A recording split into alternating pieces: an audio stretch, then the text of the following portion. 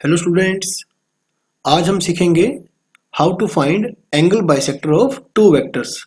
दो वेक्टर्स के बीच में बनने वाले एंगल को बाइसेक्ट करने वाला vector.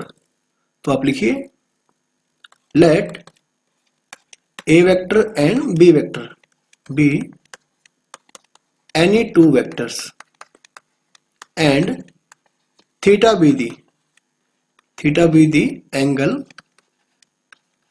between them. Okay, then the angle bisector, ठीक है, then the angle bisector between a vector and b vector is given by the vector r vector is equal to lambda times of vector a by magnitude of vector a plus vector b by magnitude of b vector। सही है। और lambda is a scalar. क्योंकि हमें angle bisector vector का length नहीं पता होगा तो ऐसे में हम यूज करेंगे लैम्डा का। ओके, वो किसी भी लेंथ का हो सकता है। तो भाई आप देखिए इसके लिए बच्चों, मान लो आपके पास दो वेक्टर हैं। ओके, आपके पास दो वेक्टर हैं। तो एक है बच्चों ए वेक्टर, सही है, और भाई दूसरा है आपके पास बी वेक्टर। सही बात। तो मान लो ओ ए, ठीक है, ओ ए वेक्टर आपका है A vector and O B vector आपका है बच्चों बी वेक्टर। ओके,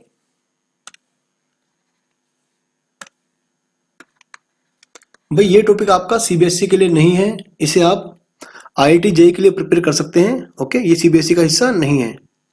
भाई सबसे पहले बच्चों आप क्या करेंगे, suppose this is point B, ठीक है, O A vector is equal to A vector and O B vector is equal to B vector. सही बात।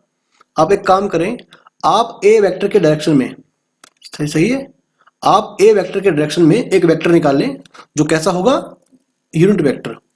ओके, तो आप लिखिए unit vector in the direction of, या फिर ऐसे कहें along, unit vector along A vector is equal to vector A by magnitude of A vector. सही है।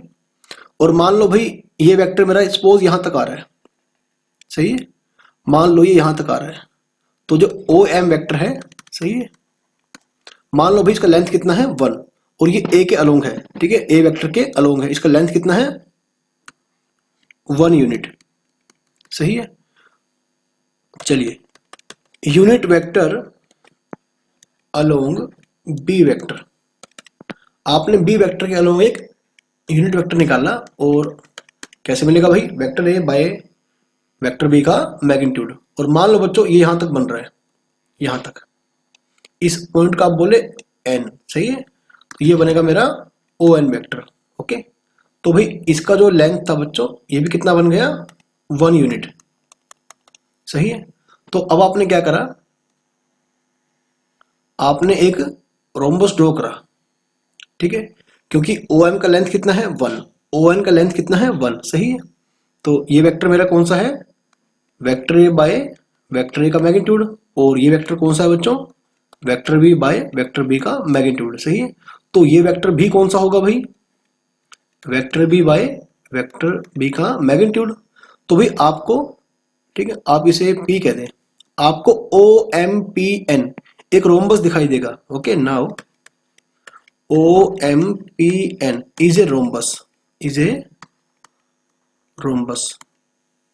अब क्योंकि रोम्बस की एक प्रॉपर्टी कौन सी थी कि जो डायगोनल होगा, है ना भाई, ये क्या होगा, ये एंगल बाइसेक्टर होगा। Okay, of angle M O N. सही है। तो आप लिखिए नाउ, ठीक है, एक minute, this implies that OP bisects angle theta. सही है। ओपी क्या होगा बच्चों, अब क्योंकि रोम्बस बन गया ये, सही है, एक ऐसा रोम्बस बन गया जिसके हर साइड का लेंथ कितना हुआ भाई 1। Okay, O M P N is rhombus, ठीक है, ऑफ साइड 1 यूनिट। सही है। साइड कितना बच्चों उसका 1 यूनिट। अब जो डायगोनल होगा वो क्या करेगा भाई, एंगल को बाइसेक्ट करेगा, यानी कि ये वाला एंगल और ये वाला एंगल क्या होंगे भाई आपस में इक्वल। सही है। तो भाई अभी आपको क्या करना है, आपको ओपी वेक्टर निकाल के दिखाना है।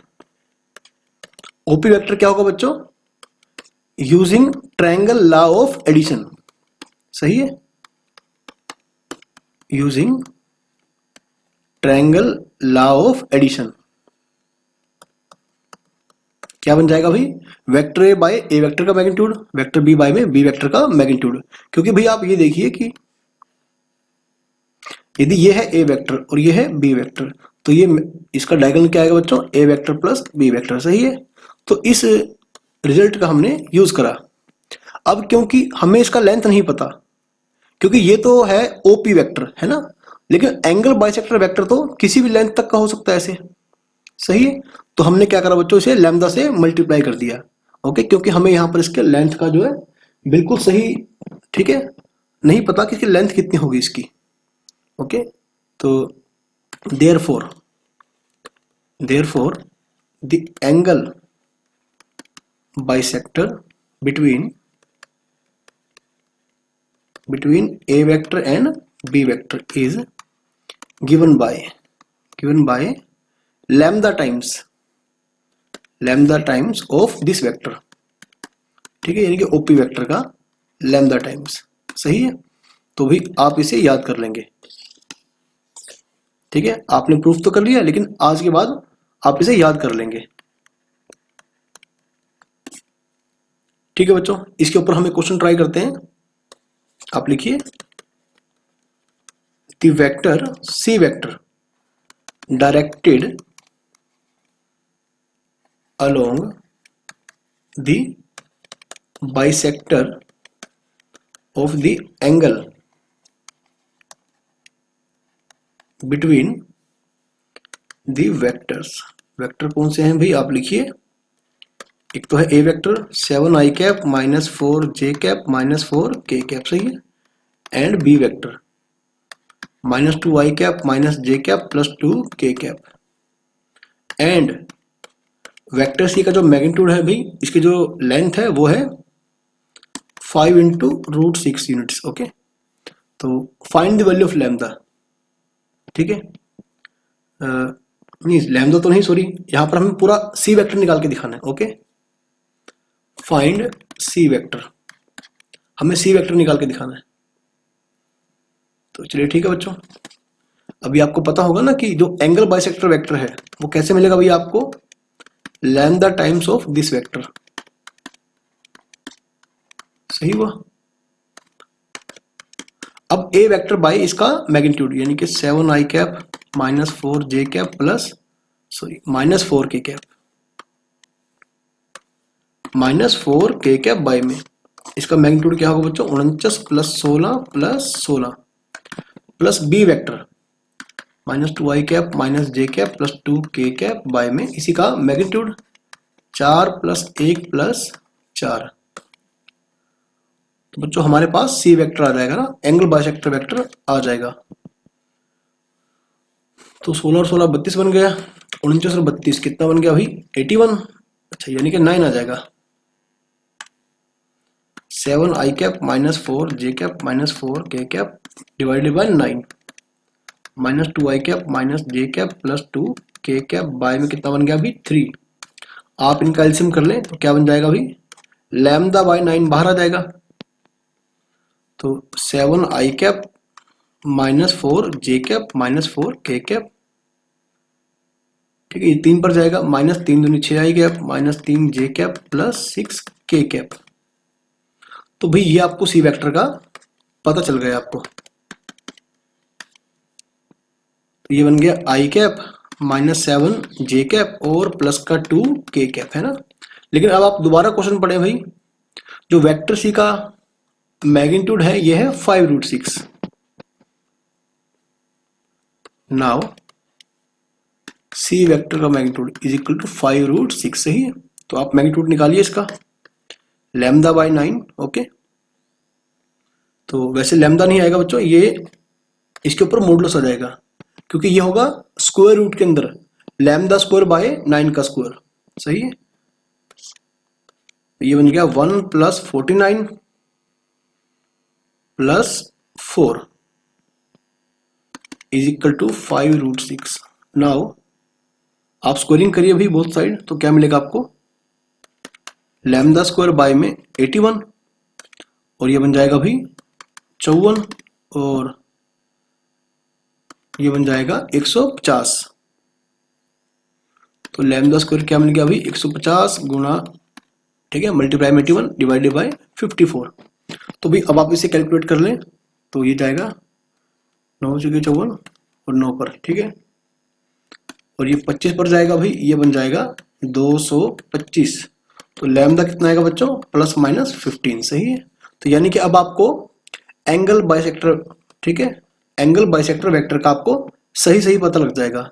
Hence vector C = ±15। कहाँ गया बच्चों ये, हाँ, λ/9 ±15/9। और एक बार दोबारा चेक कर लें भाई क्या था, I - 7j + 2k 2k cap, सही। थोड़ा सा और सिंप्लीफाई कर लें भाई, तो ठीक है 5/3 ±, ठीक है, -7j कैप + 2k कैप। तो भी ये मेरा रिक्वायर्ड आंसर आ जाएगा, ठीक है। तो इस प्रकार से बच्चों आप दो वेक्टर्स के बीच में बनने वाले एंगल का, ठीक है, एंगल बाइसेक्टर निकाल सकते हैं। ओके, तो आपका ये कंसेप्ट सीबीएसई के लिए बिल्कुल भी नहीं है। ओके, बस कंपटीशन के लिए आप इसे प्रिपेयर कर लें।